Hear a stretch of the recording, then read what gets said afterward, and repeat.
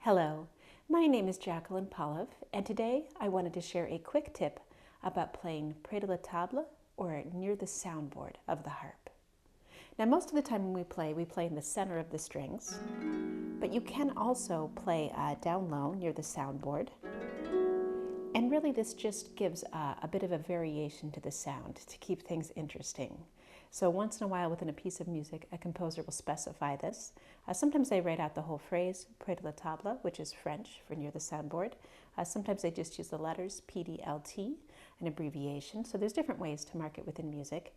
But it really just gives a bit of a different sound. So you can hear in the center of the strings, the sound is a bit kind of rounder and fuller.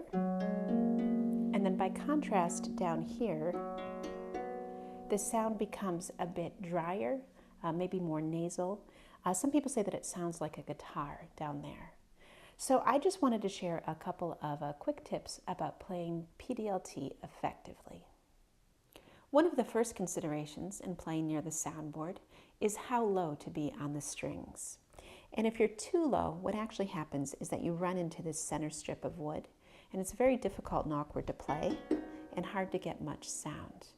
But by contrast, if you don't drop down low enough, the sound doesn't really vary from the center of the strings. So generally you want to be quite low, but just think about leaving a bit of a gap between where the finger is and this center strip of wood. Another thing to keep in mind is that in the center of the strings, there's more give when you're getting ready to pluck than there is down low. So frequently you need to pluck a bit more firmly when playing PDLT for a nice, even dynamic level. And then there's the thumb to take into consideration. Of course, there are many different hand positions in playing the harp, so this can vary from individual to individual. But for myself, with my standard hand position, my thumb is much higher up on the strings than these three fingers.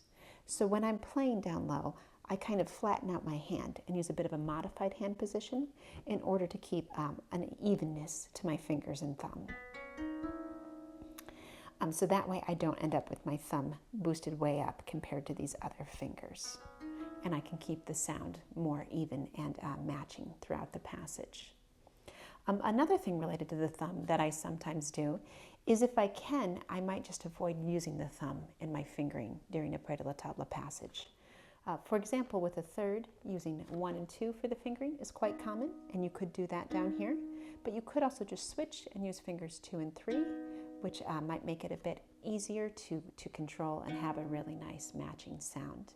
And you could also do that with a triad. Rather than 1, 2, 3, you could use 2, 3, 4 down here low in the strings.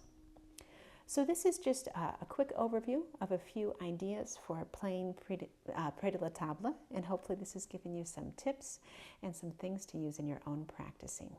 Good luck to you.